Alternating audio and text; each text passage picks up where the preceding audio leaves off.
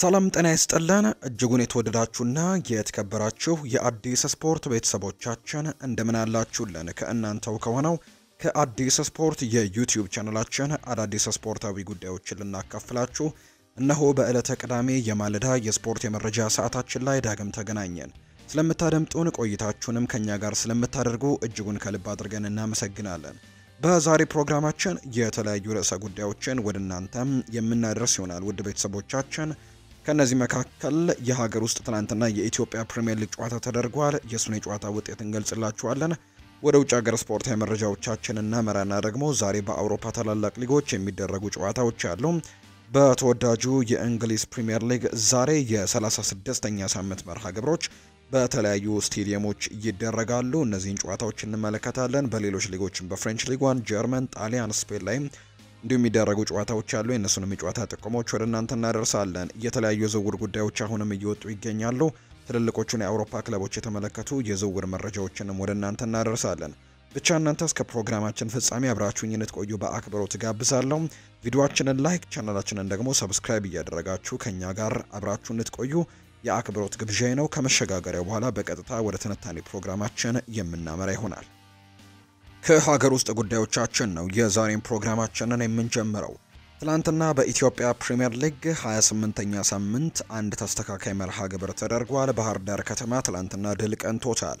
በኢትዮጵያ ፕሪሚየር ሊግ 28ኛ ሳምንት መርሃ ግብር ባህር ዳር ከተማ ትላንትና ከሊጉ መሪ ኢትዮጵያ መድን ጋር ነበር ጨዋታውን ያደረገው። ጨዋታውንም 2-1 በሆነ ውጤት ባህር ዳር ከተማ ማሸነፍ ችሏል። የባህር ዳር ከተማን የማሸነፊያ ግቦችም ሙጂብ ቃሲም እና ሄኖክ ይበልጣል ናቸው ያስቆጠሩት። ለኢትዮጵያ መድን ደግሞ ረመዳን የሱፍ ኳስና መረብን ማገናኘት የቻለ ተጫዋች ነው። ባህር ዳር ከተማ ሶስተኛ ተከታታይ ድሉን ነው ትናንትና ማሳካት የቻለው። የሊጉ መሪ ኢትዮጵያ መድን ከ3 ተከታታይ ጨዋታዎች ድል በኋላ ነው ትናንትና ሽንፈት የገጠመው። ባህር ዳር ከተማ ማሸነፉን ተከትለው ከኢትዮጵያ መድን ያለውን የነጥብ ልዩነትም ወደ 8 ማጥበብ የቻለበትን አጋጣሚ ተመልክተናል። ኢትዮጵያ መድን አሁንም 54 ነጥቦችን ሰብስቦ ሊጉን እየመራ ይገኛል። ባህር ዳር ከተማ ደግሞ በ46 ነጥቦች ሁለተኛ ደረጃ ላይ የተቀመጠ ቡድን ነው። በቀጣይ ኢትዮጵያ መድን ከፋሲል ከነማ ጋር ጨዋታውን ሲያደርግ፣ ባህር ዳር ከተማ ደግሞ ከኢትዮጵያ ንግድ ባንክ ነው ጨዋታውን እንደሚያደርግ የወጣላቸው መርሃ ግብር የሚያሳየው።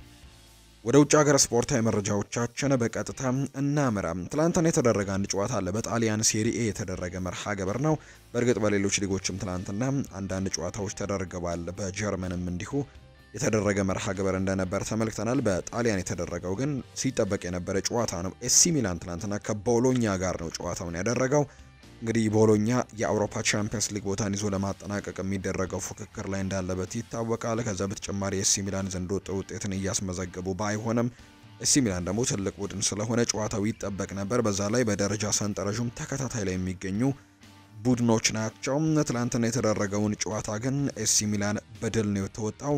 በጣሊያን ሴሪኤ የ36ኛ ሳምንት መርሃ ግብር ኤሲ ሚላን ከቦሎኛ ጋር ያደረጉትን ጨዋታ 3-1 በሆነ ውጤት ማሸነፍ ችለዋል። የኤሲ ሚላንን የማሸነፊያ ግቦች ሳንቲያጎ ሂሜኔስ 2 ጎሎችን ትናንትና ማስቆጠር ችሏል። ክሪስቲያን ፖሊሲክም ቀሪውን 1 ጎል ከመረብ ጋር ማሳረፍ የቻሉ ተጫዋቾች ናቸው። ለቦሎኛ ኦርሴሊኖ ቀደም ብሎ ጎል ማስቆጠር ችሎ ነበር፣ ነገር ግን 3 ግቦች ተቆጥሮባቸው ጨዋታውን 3-1 በሆነ ውጤት ተሸንፏል። ቦሎኛዎች ሚላኖች ናቸው በሜዳቸው ሳንሴሮ ጁሴፔ ማይዛ ያደረጉትን ጨዋታ ማሸነፍ የቻሉበትን አጋጣሚ ትላንትና የተመለከት ነው።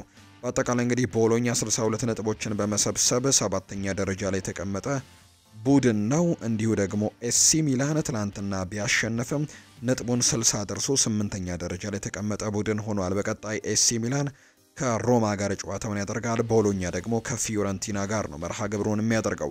በትላንትናው ጨዋታ ላይ ከተመለከትናቸው አንዳንድ ጉዳዮች መካከል አንደኛው ኤሲ ሚላን ትላንትና የተለየ ማሊያ ለብሶ ነው ወደ ሜዳ የገባው። ኤሲ ሚላን እንግዲህ ከቦሎኛ ጋር ባደረጉት የትላንትናው የሳንሴሮ ጁሴፔ ማይዛ መርሃ ግብር ላይ እንግዲህ ተጫዋቾቹ የተለየ ማሊያ ለብሰው ሲጫወቱ ተመልክተናቸዋል። ኤሲ ሚላን የተጫዋቾቹ የለበሱት ማሊያ ኢንተርናሽናል የእናቶች ቀንን በማሰብ የተደረገ እንደሆነ ነው የተገለጸው። በዚህ ምክንያት ተጫዋቾቹ በስም መጻፊያቸው ቦታ ላይ የወላጅ እናታቸው ስም በመጻፍ ነው ጨዋታውን ያደረጉት። ለምሳሌ ክሪስቲያን ፖሊሲ ከሚለው ቦታ ላይ እንግዲህ የሱ ስም ሳይኖር ነገር ግን የእናቱ ስም ተጽፎ ነው ጨዋታው ሲደረግ የነበረውና ኤሲ ሚላን የእናቶች ቀንን በማስመልከት ይህንን ሲያደርጉ ለሶስተኛ ጊዜ እንደሆነ እየተገለጸ ይገኛል። ዓለም አቀፍ የእናቶች ቀን ደግሞ ነገ እሁድ ተከብሮ ይውላል ተብሎ ነው የሚጠበቀው። በዚህም መሰረት ነው ይህንን ነገር ያደረጉት። በሌሎችም ሊጎች ጨዋታዎች ነበሩ ትላንትና። ለምሳሌ በጀርመን ቡንደስሊጋ ትላንትና ቮልስበርግ እና ሆፌኒየም ጨዋታቸውን አድርገው 2-2 በሆነ ውጤት ነው ጨዋታቸውን ያጠናቀቁት። ሌላኛው ራዮ ቫይካኖ ላስ ፓልማስን በስፓኒሽ ላሊጋ 1-0 በሆነ ውጤት ያሸነፈበት መርሃ ግብር ትላንትና እነዚህ የተደረጉ መርሃ ግብሮች እንደሆኑ ነው የተገለጸው። ዛሬም በአውሮፓ ታላላቅ ሊጎች በሁሉም ማለት ይቻላል በአምስቱ የአውሮፓ ታላላቅ ሊጎች የሚደረጉ ጨዋታዎች ያሉ አሁን ላይ ወደ መጠናቀቁ እያመሩ ይገኛሉ። የተወዳጁ የእንግሊዝ ፕሪሚየር ሊግ ሻምፒዮን የሆነው ቡድን ተለይቷል። ወራጅ ቀጠና ላይም ሶስቱም ቡድኖች ተለይተው ታውቀዋል። የአውሮፓ ቻምፒየንስ ሊግ ብቻ ተሳታፊዎች ናቸው አሁን ላይ ለመለየት ከባድ ፉክክር እየተደረገ የሚገኘው። 36ኛ ሳምንቱ ላይ ደርሷል። እነዚህ 36ኛዎቹ ሲጠናቀቁ እንግዲህ ሁለት ጨዋታዎች ብቻ ነው የሚቀሩት ማለት ነው። ዛሬ 36ኛው ሳምንት ይጀመራል። ቀን 11 ሰዓት ላይ በርከት ያሉ ወደ 4 ያክል መርሃ ግብሮች ይደረጋሉ። ፉልሃም በሜዳው ክራቨን ኮቴጅ የዴቪድ ሞይሱን ቡድን ኤቨርተንን የሚያስተናግድበት ጨዋታ የሚደረግ ይሆናል። ይህ ጨዋታ ቀን 11 ሰዓት ላይ የሚደረግ መርሃ ግብር ነው። መውረዱን ያረጋገጠው ኢፕስዊች ታውን የኬረን ማኬናው ቡድን በሜዳው ፖርትማን ሮድ ብሬንትፈርድን የሚያስተናግድበት የቶማስ ፍራንክን ቡድን የሚያስተናግድበት ጨዋታ እንዲሁ ቀን 11 ሰዓት ላይ የሚደረግ መርሃ ግብር ነው። ዛሬ የሚጠበቀው ጨዋታ ማንቸስተር ሲቲ እና ሳውዝሃምፕተን የሚያደርጉት መርሃ ግብር ነው። ይሄ ጨዋታ በሴንት ሜሪ የሚደረግ መርሃ ግብር ነው። ሳውዝሃምፕተኖች ያለፉትን 5 ጨዋታዎች ማሸነፍ አልቻሉም። መውረዳቸውን ያረጋገጡ ቡድን ናቸው። ካለፉት 5 ጨዋታዎች አቻ የተለያዩትም አንድ ጨዋታ ብቻ ነው ዌስትሃም ዩናይትድ ጋር አንድ ላይ የተለያዩበት ጨዋታ። ሌሎቹ ጨዋታዎች ላይ ግን በሌስተር ሲቲም፣ በፉልሃምም፣ በአስተን ቪላም፣ በቶተንሃምም የተሸነፉበትን አጋጣሚ ነው የተመለከትነው። እንግዲህ ሳውዝሃምፕተኖች ከፕሪሚየር ሊግ መውረዳቸው ተረጋግጧል። በቀጣይ ደግሞ ከኤቨርተን እና ከአርሰናል ጋር ጨዋታቸውን ያደርጋሉ። ከዛ በተጨማሪ ግን ማንቸስተር ሲቲ አሁን ላይ ጥሩ ፎርም ላይ ያለ ቡድን ነው። ያለፉትን 5ቱንም በሙሉ ጨዋታዎች ማሸነፍ ችሏል። ክሪስታል ፓላስን አሸንፈዋል፣ ኤቨርተንን አሸንፈዋል። ከዛ በተጨማሪ አስተን ቪላ፣ ኖቲንግሃም ፎረስትን እና ወልቨርሃምፕተን ወንደረርስ እነዚህ በተከታታይ ያሸነፋቸው 5ቱ ጨዋታዎች ናቸው። ኖቲንግሃምን ያሸነፈበት ጨዋታ በኤፍኤ ካፕ የተደረገ መርሃ ግብር ነው። በጣም ወሳኝ ጨዋታ ይጠብቃቸዋል ተብሎ ይታሰባል። በቀጣይ የፕሪሚየር ሊግ ጨዋታቸው ከቦርንመዝ ነው። የመጨረሻው ጨዋታቸው ደግሞ እንዲሁ ከፉልሃም ጋር እንደሆነ ይታወቃል። እና እንግዲህ ወደ መጨረሻዎቹ እየተቃረበን በመጣን ቁጥር የአውሮፓ ቻምፒየንስ ሊግ አጓጊ ፉክክር አሁንም እንደቀጠለ ይገኛል። ማንቸስተር ሲቲ ዛሬ ከሳውዝሃምፕተን ጋር ከሜዳ ውጭ ሴንት ሜሪ ላይ ጨዋታውን ያደርጋል። ሌላኛው ጥሩ ፎርም ላይ ያለው ወልቨርሃምፕተን ወንደረርስ ከብራይተን ኤንድ ሆቭ አልቢየን ጋር የሚያደርጉት መርሃ ግብርም እንዲሁ ይጠበቃል። የሮ ምርጥ አሰልጣኝን አስመርጠዋል። ቪክተር ፔሬራን አስመርጠዋል። እንግዲህ ወልቨርሃምፕተን ወንደረርሶች እንግዲህ በዚህ ወር ምርጡ አሰልጣኝ ተብሏል። ምክንያቱም በሚያዝያ ወር ያደረጓቸውን ተከታታይ ጨዋታዎች በሙሉ ማሸነፋቸውን ተከትሎ ነው። እንግዲህ ይሄ ወር ከገባ በኋላ ነው 1-0 በሆነ ውጤት የተሸነፉት በማንቸስተር ሲቲ እንጂ ተከታታይ 6 የፕሪሚየር ሊግ ጨዋታዎችን ግን አሸንፈው እንደነበር እናስታውሳለን። ወልቨርሃምፕተን ወንደረርሶች ዛሬ ደግሞ በሜዳቸው ሞሊኒው ስቴዲየም ከብራይተን ኤንድ ሆቭ አልቢየን ጋር ከፋቢያን ሆርዚሌሮ ቡድን ጋር ጨዋታቸውን የሚያደርጉበት መርሃ ግብር ነው የወጣላቸው። ይህም ጨዋታ በተመሳሳይ ቀን 11 ሰዓት ላይ የሚደረጉ መርሃ ግብሮች ናቸው። እስካሁን የጠቀስኩላችሁ መርሃ ግብሮች ምሽት 1 ሰዓት ከ30 የሚደረገው መርሃ ግብር ቫይታሊቲ ስቴዲየም ላይ የሚደረገው ጨዋታ ነው። የአንዶኒ ኢራኦላ ቡድን ቦርንመዝ እና አስተን ቪላ የሚያደርጉት ጨዋታ ይጠበቃል። እነዚህ ሁለት ቡድኖች በደረጃ ሰንጠረዡ ተከታታይ ደረጃ ላይ የሚገኙ ናቸው። አስተን ቪላ 60 ነጥቦችን በመሰብሰብ 7ኛ ደረጃ ላይ ተቀምጧል። በአንጻሩ ቦርንመዝ በ53 ነጥቦች 8ኛ ደረጃ ላይ የተቀመጠ ቡድን ነው። ዛሬ አስተን ቪላ ማሸነፍ የሚችል ከሆነ ነጥቡን 63 ማድረስ የሚችልበት አጋጣሚ ይኖረዋል። ስለዚህም ከኒውካስል ዩናይትድ 4ኛ ደረጃ ላይ ከተቀመጠው ኒውካስል ዩናይትድ ጋር ነጥቡን እኩል የሚያስተካክልበት እድል ይኖረዋል። ኒውካስል ዩናይትድም ቼልሲም እንዲሁ ኖቲንግሃም ፎረስትም እስኪጫወቱ ድረስ የአውሮፓ ቻምፒየንስ ሊግ ቦታን ይዞ እንግዲህ ይቀመጣል ማለት ነው። እነዛ ቡድኖች ግን ካሸነፉ ተመልሶ ወደ 7ኛነቱ የሚወርድ ይሆናል። ነገር ግን አሁንም የአውሮፓ ቻምፒየንስ ሊግ ቦታን ለማግኘት ግን ፉክክር እያደረገ ይገኛል። እድሉም እንዳላቸው ነው እየተመለከትን የምንገኘው። በቀጣይ እንግዲህ የሚያደርጓቸው ጨዋታዎችን ከተመለከትን አስተን ቪላዎች እንግዲህ ከቦርንመዝ ጋር ከተጫወቱ በኋላ በፕሪሚየር ሊጉ ጨዋታቸውን ያደርጋሉ ከቶተንሃም ሆትስፐርስ ጋር። ከዛ በተጨማሪ ግን የመጨረሻው ጨዋታ ከማንቸስተር ዩናይትድ ጋር በፕሪሚየር ሊግ የሚደረግ መርሃ ግብር እንደሆነ የወጣላቸው መርሃ ግብር የሚያሳይ ነው የሚሆነው። ነገር ግን አሁንም ቢሆን የአውሮፓ ቻምፒየንስ ሊግ ቦታን ይዞ ለማጠናቀቅ ትልቅ እድል እንዳላቸው ይታመናል። የሌሎቹን ጨዋታዎች ግን መጠበቅ ይኖርባቸዋል። ሌሎቹ ቡድኖች ጨዋታቸውን መሸነፍ ይጠበቅባቸዋል። በጀርመን ቡንደስሊጋም ዛሬ ጨዋታዎች ይደረጋሉ። ቨርደር ብሬመን ከአርቢ ላይፕዚግ ጋር የሚያደርገው ጨዋታ ዛሬ የሚጠበቅ ጨዋታ ነው። የ33ኛ ሳምንት መርሃ ግብር ነው። እንግዲህ ጀርመን ቡንደስሊጋ ላይ 18 ተሳታፊ ቡድኖች እንዳሉ ይታወቃልና በአጠቃላይ የሚደረገው የጨዋታ መርሃ ግብር ብዛት 34 ነው። ዛሬ 33ኛ ሳምንት ጨዋታቸውን ነው የሚያደርጉት። ስለዚህ ከዚህ በኋላ አንድ ሳምንት ብቻ ነው በጀርመን ቡንደስሊጋ የሚቀረው። ቨርደር ብሬመን እና አርቢ ላይፕዚግ ዛሬ ጨዋታቸውን ያደርጋሉ። ይህ ጨዋታ ቀን 10 ሰዓት ከ30 የሚደረግ መርሃ ግብር ነው። ኡኒየን በርሊን እና ሄዲንሃም የሚያደርጉት መርሃ ግብርም በተመሳሳይ 10 ሰዓት ከ30 ላይ ይደረጋል። ቦሃም ከማይንዝ እና ሆልስቲን ከፍራይበርግ እነዚህ ጨዋታዎች ቀን 10 ሰዓት ከ30 የሚደረጉ ናቸው። የጀርመን ቡንደስሊጋ ሻምፒዮንነቱን ያረጋገጠው ባየር ሚኒክ ዛሬ ከቦሩሲያ ሞንችግላድባህ ጋር ምሽት 1 ሰዓት ከ30 ላይ የሚያደርግ ይሆናል። ሻምፒዮን መሆናቸውን ያረጋገጡት በባየር ሌቨርኩዘን ነጥብ መጣል ነው። እንግዲህ ሜዳ ላይ ባደረጉት ጨዋታ ባደረጉት መርሃ ግብር አይደለም ራሳቸው አሸንፈው ወይም ደግሞ ራሳቸው ነጥቦችን አግኝተው አላረጋገጡም ነበር። ባለፈው ሳምንት ከአርቢ ላይፕዚግ ጋር በነበረው ጨዋታ ላይ ምናልባት ድል ቢቀናቸው ኖሮ እንግዲህ ሻምፒዮን መሆናቸውን እዛው ሜዳ ላይ ያረጋግጡ ነበር። ነገር ግን እሱን ጨዋታቻ መውጣታቸውን ተከትሎ ሁለተኛ ደረጃ ላይ የተቀመጠው ባየር ሌቨርኩዘን ነጥብ መጣሉን ተከትለው ነው ሻምፒዮን መሆናቸውን ያረጋገጡት። ስለዚህ ዛሬ ሻምፒዮን መሆናቸውን ካረጋገጡ በኋላ የሚያደርጉት የመጀመሪያ ጨዋታቸው ይሆናል። ይህ ጨዋታ ምሽት 1 ሰዓት ከ30 ሲል ይደረጋል። በባየር ሚኒክ ሜዳ አሊያንዝ አሬና ላይ የሚደረግ መርሃ ግብር ነው። በጣሊያን ሴሪኤም ዛሬ 3 ጨዋታዎች ያክል ይደረጋሉ። ኮሞ የሴስ ፋብሪጋሱ ቡድን እጅግ አስደናቂ ቡድን እየሰራ ይገኛል። ሴስ ፋብሪጋስ አሁን ላይ ከታችኛው ሊግ መጥቶ የውድድር ወገብ ላይ ወይም የደረጃ ሰንጠረዥ ወገብ ላይ የሚገኝ ቡድን ሆኗል። ኮሞ ዛሬ ከካግሊያሪ ጋር ጨዋታውን ያደርጋል። ላትሲዮና ዩቬንቱስ ጨዋታቸውን ያደርጋሉ። ከዛ በተጨማሪ ደግሞ ኢምፖሊና ፓርማም የሚያደርጉት መርሃ ግብር ዛሬ የሚጠበቅ ነው። የላትሲዮና የዩቬንቱስ ጨዋታ ምሽት 1 ሰዓት ላይ የሚደረግ መርሃ ግብር እንደሆነ የወጣላቸው መርሃ ግብር ያሳያል። በስፓኒሽ ላሊጋም ዛሬ ጨዋታዎች ይደረጋሉ። ቫሌንሲያ በሜዳው ሜስታያ ከሄታፌ ጋር ጨዋታውን ያደርጋል። ሴልታ ቪጎና ሰቪያ ጨዋታቸውን ያደርጋሉ። ዢሮናና ቪያሪያል፣ ማዮርካና ራያ ቫያዶሊድ ጨዋታቸውን ሲያደርጉ ምሽት 4 ሰዓት ሲል በዋንዳ ሜትሮፖሊታኑ አሬና አትሌቲኮ ማድሪድ እና ሮያል ሶሴዳድ የሚያደርጉት መርሃ ግብር ዛሬ የሚጠበቅ የስፓኒሽ ላሊጋ መርሃ ግብር ነው። በፍሬንች ሊግ ኦንም ዛሬ ጨዋታዎች ይደረጋሉ። ሬምስ እና ሴንት ኢቲየን፣ ኦንዤ ከናንተስ፣ አንጀርስ ከስትራስቡርግ፣ ሊ ሃርቬ ከኦሎምፒክ ደ ማርሴ፣ ሬንስ ከኒስ፣ ሞንፒያሌ ከፓሪስ ሰን ዠርመን፣ ቱሉዝ ከሌንስ፣ ብሬስት ደግሞ ከሊል እና ሞናኮ ከሊዮን ዛሬ የሚያደርጓቸው መርሃ ግብሮች ናቸው። ሞንፒያሌ እና ፓሪስ ሰን ዠርመን የሚያደርጉት መርሃ ግብር ዛሬ እንግዲህ ምሽት 4 ሰዓት ላይ የሚደረግ መርሃ ግብር ነው። ይህም 33ኛ ሳምንት ጨዋታዎች ናቸው። በተመሳሳይ የፍሬንች ሊጓንም 34 ሳምንታት ነው የሚኖሩትና በቀጣይ ሳምንት የፍሬንች ሊጓን ይጠናቀቃል ተብሎ ነው የሚጠበቀው። ዛሬ ግን ሞንፒያሌ እና ፓሪስ ሰን ዠርሜን ጨዋታቸውን ያደርጋሉ። ፓሪስ ሰን ዠርሜን አስቀድሞ የዚህ ውድድር ሻምፒዮን መሆኑን ያረጋገጠ ቡድን ነው። ዛሬ ጨዋታቸውን ግን ያደርጋሉ ከሞንፒያሌ ጋር። ሊቨርፑልን የተመለከቱ መረጃዎችን ደግሞ ወደ እናንተ እናድርስ ውድ ቤተሰቦቻችን። ትሬንት አሌክዛንደር አርኖልድ በመልቀቁ ብስጭት ውስጥ እንደገቡ አርኔ ስሎት ገልጸው እንደነበር እናስታውሳለን። አሁን ላይ በዛ ቦታ ላይ ማን ነው የሚሰለፈው የሚለው ጉዳይ በቀጣይ ሊቨርፑሎች የሚያስቡበት ጉዳይ ይሆናል ተብሎ ይጠበቃል። አሁን ላይ ኮነር ብራድሌይ እዛ ቦታ ላይ ሊሰለፍ እንደሚችል ግምቶች ያሉ።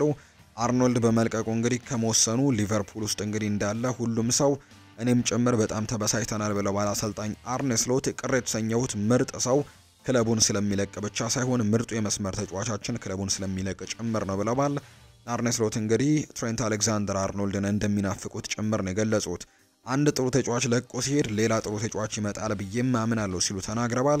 አሰልጣኝ አርኔ ስሎት እንግዲህ ሲናገሩ በእሁዱ የአርሰናሉ ጨዋታ ላይ ትሬንት አሌክዛንደር አርኖልድ ተጠባባቂ ሆነው ኮነር ብራድሌይን በቋሚነት እንደሚያሰልፉት ጭምር ነው የገለጹት። ምክንያቱም ለቀጣዩ የውድድር ዓመት ኮነር ብራድሌይ እንግዲህ ካሁኑ ነገሮችን ማስተካከል አለበት ወይም ደግሞ ምርጥ መሆኑን ማሳየት አለበት የሚል አይነት ሀሳብን ነው የሰጡት። ኮነር ብራድሌይ በአርሰናል ጨዋታ ላይ በቋሚነት ይሰለፋል፣ ምክንያቱም እሱ ለሚቀጥለው ዓመት ለመዘጋጀት ጨዋታ ያስፈልገዋል። እኛ ደግሞ ትልቅ እምነት አለን በኮነር ብራድሌይ ሲሉ አሰልጣኝ አርኔ ስሎት ተናግረዋል። ነገር ግን እንግዲህ አሁን ላይ በኮነር ብራድሌይ ብቻ ይቀጥላሉ ተብሎ አይጠበቅም። በዛ ቦታ ላይ ተጫዋቾችን ለማስፈረም ሙከራዎችን ያደርጋሉ ተብሎ ነው የሚጠበቀው። የሊቨርፑል የወሩ ምርጥ ተጫዋች ይፋ ተደርጓል። የፕሪሚየር ሊጉ እንግዲህ አሸናፊ ሊቨርፑል የወርሃ ሚያዝያ የራሳቸውን የወሩ ምርጥ ተጫዋች ይፋ አድርገዋል። እንግዲህ ትናንትና የወጡ ዝርዝሮች አሉ። ለምሳሌ የአመቱ ምርጥ ተጫዋች የሚለውን ሞሐመድ ሳላህ እንዳሸነፈ ገልጸንላችኋል። ከዛ በተጨማሪ የሚያዝያ ወር ደግሞ የፕሪሚየር ሊጉ የወሩ ምርጥ ተጫዋች አሌክሲ ማካሊስተር እንደተባለ ነግረናችሁ ነበር። የፕሪሚየር ሊግ ሻምፒዮን መሆናቸውን ያረጋገጡት ሊቨርፑሎች የራሳቸውን ደግሞ የሚያዝያ ወር ምርጡ ተጫዋቻቸውን ይፋ አድርገዋል። በዚህ መሰረትም አሌክሲ ማካሊስተር የሊቨርፑል የሚያዝያ ወር ምርጡ ተጫዋች በመሆን ተመርጧል። አሌክሲ ማካሊስተር በወሩ ለሊቨርፑል ባደረጋቸው ጨዋታዎች 2 ጎሎችን አስቆጥሯል። አንድ ደግሞ አሲስት ያድርጎ ያመቻቸበትን አጋጣሚ ተመልክተናል። አሌክሲ ማካሊስተር በወሩ እንግዲህ ለሊቨርፑል እነዚህን አስተዋጽኦች ነው ያደረገው። እንዲሁ የግብ ዕድሎችንም በርከት ያሉ የግብ ዕድሎችንም በዚህ ወር መፍጠር ችሏል። ማካሊስተር የእንግሊዝ ፕሪሚየር ሊግም የሚያዝያ ወር ምርጡ ተጫዋች ሽልማትን ማሸነፉ የሚታወስ ነው። ሽልማቱ የተለየ ቦታ የምሰጠው ነው፣ ምክንያቱም ደግሞ ሊጉን የምናሸንፍበት አመት ላይ የተበረከተልኝ ነው። ቡድኑን በመርዳቴ በጣም ደስተኛ ነኝ ሲልም ነው አርጀንቲናዊው አሌክሲ ማካሊስተር ከሽልማቱ በኋላ ሀሳቡን የሰጠው። ሁጎ ኤኪቲኬ በክረምቱ አይንትራክ ፍራንክፈርትን ይለቃል ተብሎ ይጠበቃል። እቅዱ ግልጽ ነው። እናም በርካታ የፕሪሚየር ሊግ ክለቦችም አይንትራክ ፍራንክፈርትንና ተጫዋቹን አነጋግረዋል። ሁጎ ኤኪቲኬ ከአሁኑ እንግዲህ በአይንትራክ ፍራንክፈርት ቻምፒየንስ ሊግ ማጣሪያ ላይ እንግዲህ ማተኮርና የወደፊት ህይወቱን መወሰን ይፈልጋል ብለዋል ፋብሪዚዮ ሮማኖ በዘገባው ላይ። ስለዚህ ሊቨርፑሎች ይህንን ተጫዋች የማስፈረም እድሉ ይኖራቸዋል ተብሎ ነው አሁን ላይ እየተጠበቀ እንደሚገኝ ዘገባዎች እያሰፈሩ ያሉት። ማንቸስተር ዩናይትድን ደግሞ እንመልከት። ማንቸስተር ዩናይትድ የግብ ጠባቂውን ቶም ሄተንን ውል ለተጨማሪ 1 ዓመት ለማራዘም ድርድሮችን ለማካሄድ ከውሳኔ ደርሰዋል የሚሉ መረጃዎች እየወጡ ነው።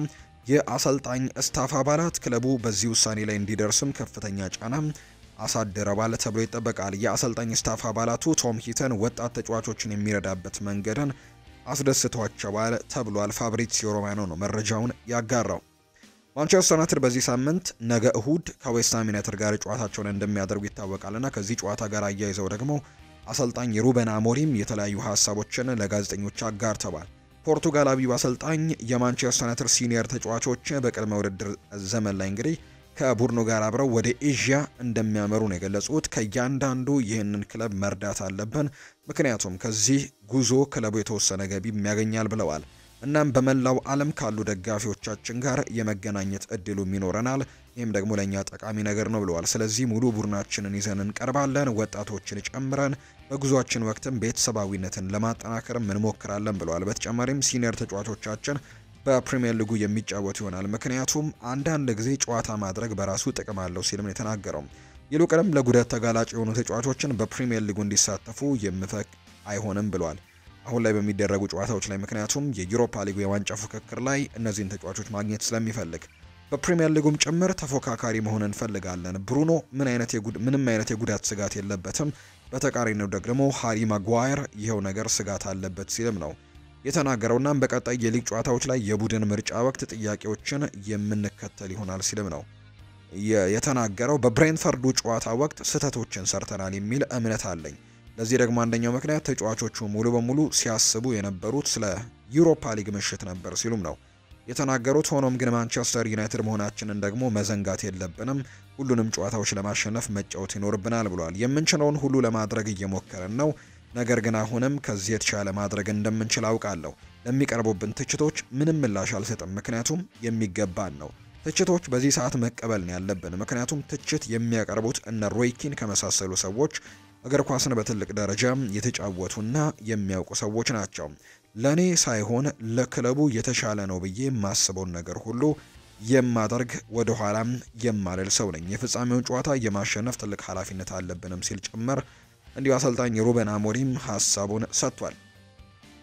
እንግዲህ የተለያዩ ዘገባዎች እየወጡ ይገኛሉ። በተለይ ከስፖርት የተባለው ስካይ ስፖርት የተባለው የመረጃ ምንጭ ትናንትና ባወጣው ዘገባ መሰረት በክረምቱ ማንቸስተር ዩናይትድ በክረምቱ የተጫዋቾች የዝውውር መስኮት የመስመር አጥቂዎችን ማስፈረም ፍላጎት እንዳለው እየተገለጸ ይገኛል። እንደ ብሪቲሹ ሚዲያ ስካይ ስፖርት ዘገባ ከሆነ ደግሞ ዩናይትድ በክረምቱ የዝውውር መስኮት ከብሬንትፈርድ ብሪያን ኢምቤሞን ወይም ደግሞ ከቦርንመስ አንቷን ሴሜኒዮን ከሁለት አንዱን ለማስፈረም እንቅስቃሴ ማድረግ ይፈልጋል የሚል መረጃን እንግዲህ ታማኝነቱ የሚያጠራጥር ቢሆንም ስካይ ስፖርት ግን ይህንን መረጃ እያጋራ ይገኛል።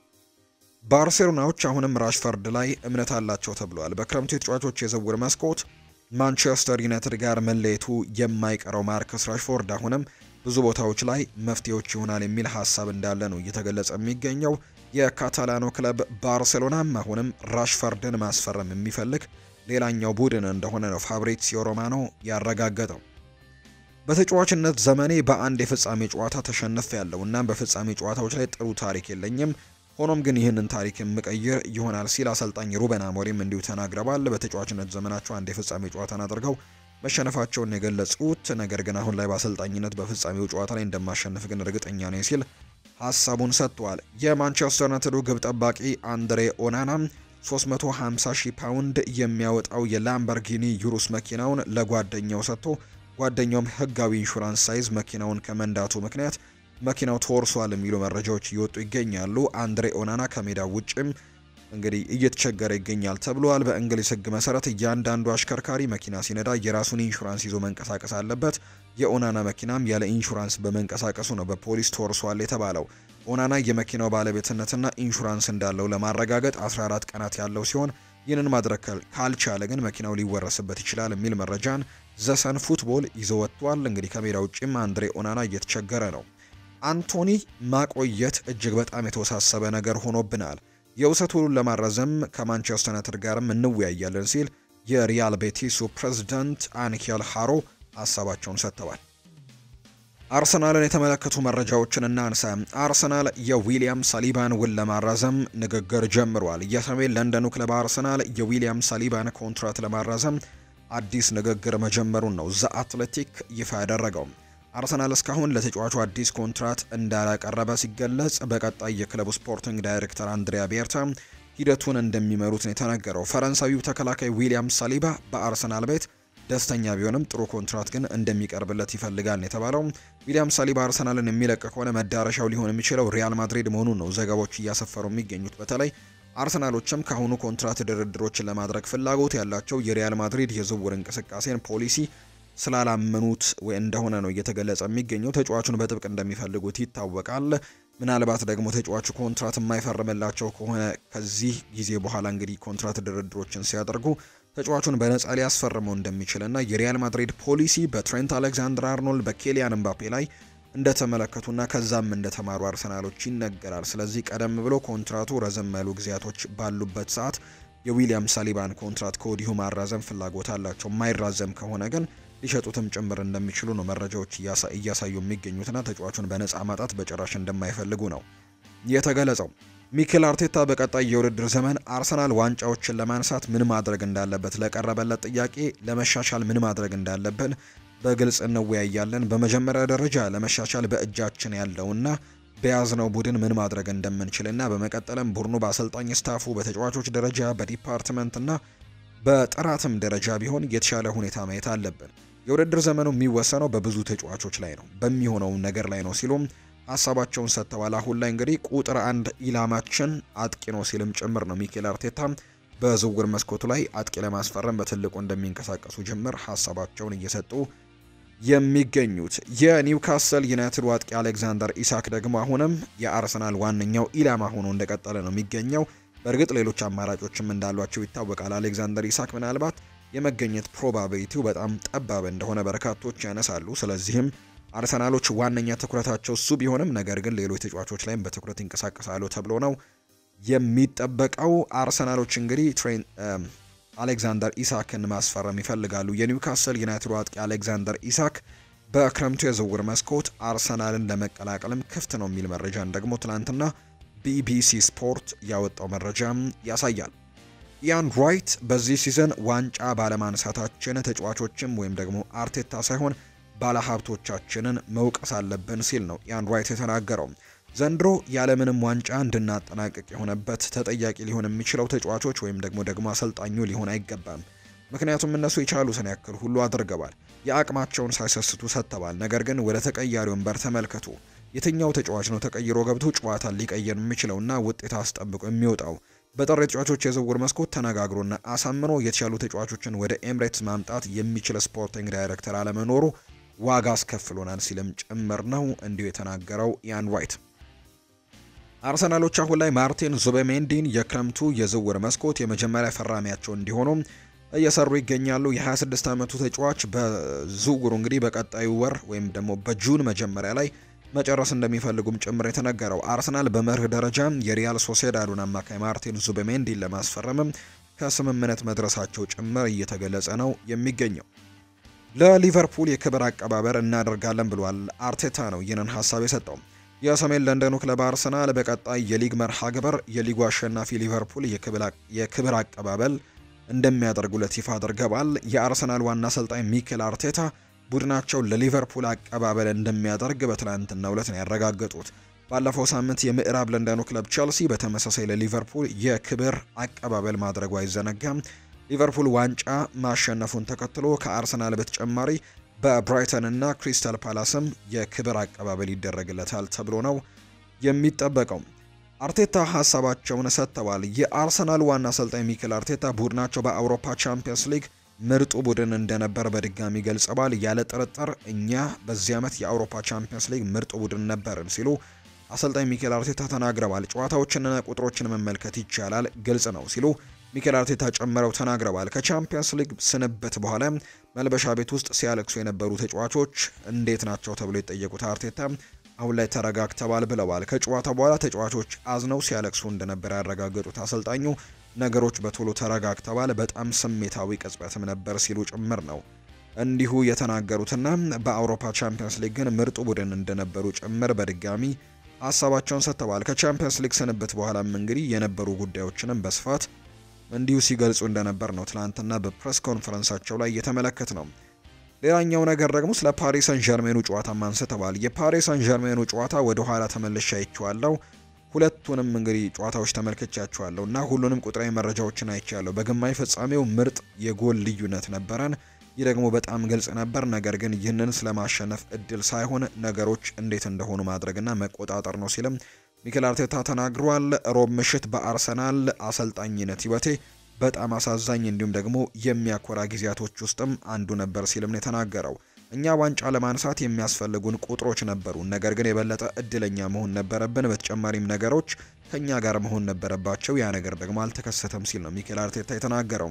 በቀጣይ የውድድር ዘመን አርሰናል ዋንጫዎችን ስለማንሳት ምን ለማድረግ እቅድ አላችሁ ተብሎም ተጠይቆ ለመሻሻል ምን ማድረግ እንዳለብን አሁን ላይ ውይይቶችን እያደረገን እንገኛለን። በተለያዩ ዲፓርትመንቶቻችን ላይ ሰዎችን እንጨምራለን፣ ተጫዋቾችን እናስፈርማለን። በአሰልጣኞቹም ቦታ ላይ እንግዲህ መጨመር ካለብን የምንጨምራቸው ነገሮች ይኖራሉ። ነገር ግን ተጫዋቾችን ማስፈረም ላይ ትኩረት እናደርጋለን። አጥቂ መስመር ተጫዋችም በቅድሚያ እናመጣለን ሲልም ጭምር ነው አሰልጣኝ ሚኬል አርቴታ ሀሳባቸውን እየሰጡ የሚገኙትና በቀጣይ አርሰናል ተጫዋቾችን ለማስፈረም እየተንቀሳቀሰ እንደሚገኝና በተለይ የአጥቂ መስመር ተጫዋችም ሊያመጣ እንደሚችል በርካቶች ግምቶቻቸውን እየሰጡ የሚገኙበት ሰዓት ነው። አሁን ማንቸስተር ሲቲን ደግሞ የተመለከቱ መረጃዎችን እናንሳ።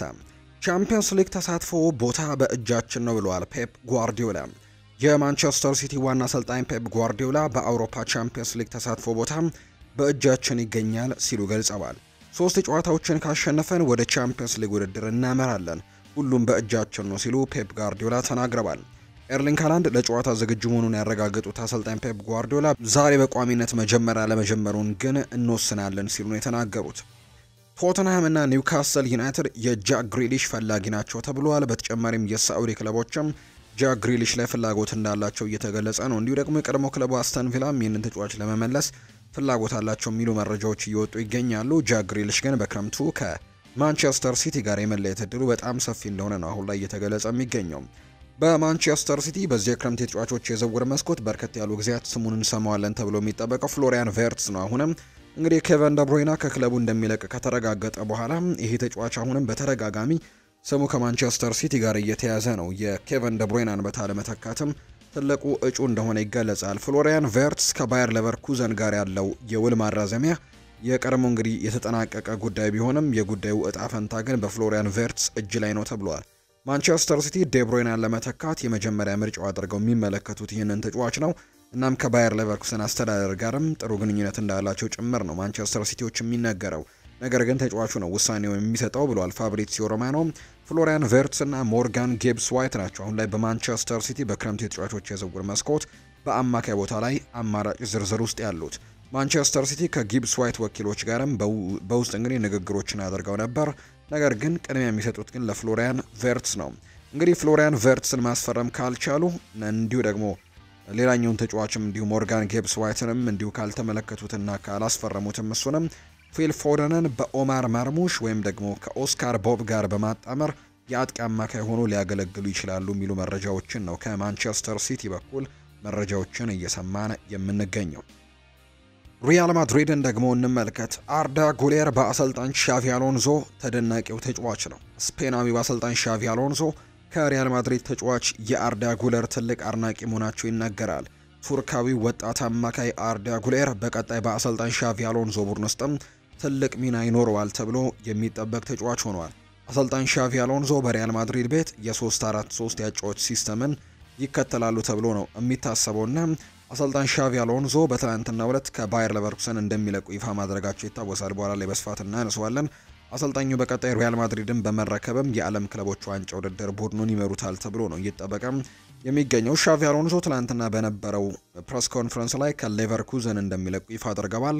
ስፔናዊ አሰልጣኝ ሻቪ አሎንዞ በውድድር ዘመኑ መጨረሻ ከባየር ሌቨርኩዘን ጋር እንደሚለያዩ ነው በይፋ የተናገሩት። አሰልጣኝ ሻቪ አሎንዞ ባለፈው ዓመት ባየር ሌቨርኩዘንን እየመሩ ምንም ጨዋታ ሳይሸነፉ ቡንደስሊጋውን በማሳካት ወርቃማ ታሪክን ጽፈዋል። ሻቪ አሎንዞ እንግዲህ ቡንደስሊጋን ያለ ምንም ጨዋታ አሸንፈዋል። ዩሮፓ ሊግ ፍጻሜ እንዲሁ ደርሰው በአታላንታ በተለይ ደግሞ በአዶሜለ ሉክመን ሃትሪኮች ተሸንፈው ዋንጫ ማጣታቸውን እናስታውሳለን። 51 ጨዋታዎችን ሳይሸነፉ ተጉዘዋል። የጀርመን ዋንጫን እንዲሁ አሳክተዋል። አሰልጣኝ ሻቪ አሎንዞ በቀጣይ ሪያል ማድሪድን በኃላፊነት ይረከባሉ ተብሎ ነው የሚጠበቀው።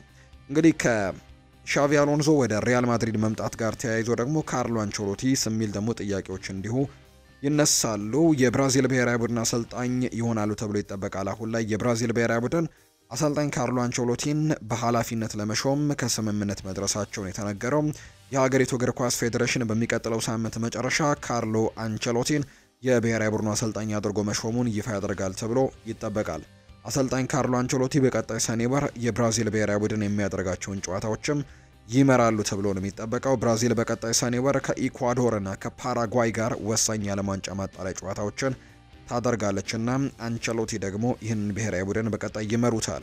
አንቸሎቲ በሳንቲያጎ ቤርናቢው ሁሉም የሪያል ማድሪድ ደጋፊዎች በተገኙበት ታላቅ የስንብት ድግስም ይኖራቸዋል ተብሏል። አሁን ላይ ሁሉም ነገር ከስምምነትም እንደተደረሰ ነው ማርካ የተባለው የመረጃ ምንጭ ያጋራው። አሰልጣኝ ካርሎ አንቸሎቲ ከሪያል ማድሪድ ጋር ይለያያሉ። ሁሉም ነገር ያበቃ ጉዳይ ነው። እናም ካርሎ አንቸሎቲ ከክለቡ የመውጣታቸው ዜና ከኤል ክላሲኮ ጨዋታ በኋላ ይፋ ይደረጋል ተብሎ እንደሚጠበቅም ፋብሪሲዮ ሮማኖ አረጋግጧል። ሻቪ አሎንዞ በቀጣይ በሪያል ማድሪድ በሚኖረው የአሰልጣኝነት እንግዲህ ሙያውም 3-4-3 የጨዋታ ሲስተምን ይከተላል ተብሎ ይታሰባል። ለዚያ ጨዋታም በጣም የማጥቃት ተሰጥኦ ያላቸው የመስመር ተመላላሾችን ይፈልጋል። በቀኝ መስመርነት ትሬንት አሌክዛንደር አርኖልድ የሚኖር ሲሆን በግራ መስመርም ተመሳሳይ የማጥቃት ባህሪ ያለው ተጫዋችን እንደሚፈልግ ጭምር ነው አሁን ላይ እየተገለጸ የሚገኘው። ሌላኛው ከሪያል ማድሪድ ጋር የምናነሳው ጉዳይ ደግሞ ሪያል ማድሪድ ወጣቱን ተጫዋች ፍራንኮ ማስቱንቶን እስከ 2026 ለማስፈረምም ከስምምነት መድረሳቸውን የሚገልጹ ዘገባዎች ናቸው አሁን ላይ እየወጡ የሚገኙት። ቸልሲን የተመለከቱ መረጃዎችን ደግሞ ወደ እናንተ እናደርስ ውድ ቤተሰቦቻችን። ኤንዞ ማሬስካም ከጨዋታ በፊት ፕሬስ ኮንፈረንስ ላይ ተገኝተው የተለያዩ ሀሳቦቻቸውን አንስተዋል። ኤንዞ ማሬስካ እንግዲህ ለኒውካስል ዩናይትዱ ጨዋታ ነው ጋዜጣዊ መግለጫ እንደሰጡ እየተገለጸ የሚገኘው። ኒውካስል ዩናይትድ ትልቅ ክለብ እንደሆነ አረጋግጣለሁ ወይም አውቃለሁ ሲሉ ይናገራሉ። ከኒውካስል ዩናይትድ ጋርም ትልቅ ጨዋታ እናደርጋለን ሲሉ ነው ኤንዞ ማሬስካ የሚናገሩት። ከዩናይትድ ስንጫወትም ትልቅ ጨዋታ ነው እና ከኖቲንግሃም ፎረስትም እንደዛው ትልቅ ጨዋታ ይሆናል። አሁን ላይ በሊጉ ቀሪ 3 ጨዋታዎች አሉ። ሶስቱንም ትልቅ ጨዋታዎች ናቸው። ለሶስት መነሳሻ እንዲሆኑንም እሁድ እንግዲህ በጥሩ ሁኔታ ይህንን ጨዋታ መጀመር ወይም ደግሞ ኒውካስልን ማሸነፍ ይኖርብናል ሲል ይናገራል ኤንዞ ማሬስካ። 2 ቀናት አሉን፣ አርብና ቅዳሜ። ተጫዋቾቹ ትኩረታቸው በኒውካስል ዩናይትድ ጨዋታ ላይ ነው፣ ምክንያቱም የቀሩን ጨዋታ ለኛ የውድድር ዓመቱ የመጨረሻ ጨዋታ ናቸው ብለን የምናስበው ያለንን ነገር በሙሉ እንሰጣለን፣ የሚሆነውንም በደንብ እናያለን ሲልም ጭምር እንዲሁ ተናግሯል አሰልጣኝ ኤንዞ ማሬስካ። ዋንጫዎችን ማሳካት የሚችል ፍጹም የሆነ የአማካይ ክፍል አለን። የቀሩን 3 ጨዋታዎችን ለማሸነፍም እንሞክራለን። ቶፕ 5ም ለመጨረስ ስንት ነጥብ እንደሚያስፈልገን አናውቅም፣ ምክንያቱም በሌሎች ውጤት ላይም የተመሰረተ ነው። እኛ በራሳችን ጨዋታ ላይ ማተኮርና 3ቱንም ጨዋታዎች ለማሸነፍ መሞከር አለብን። ትኩረታችን ይሄ ነው ሲልም ጭምር ተናግሯል አሰልጣኝ ኤንዞ ማሬስካ።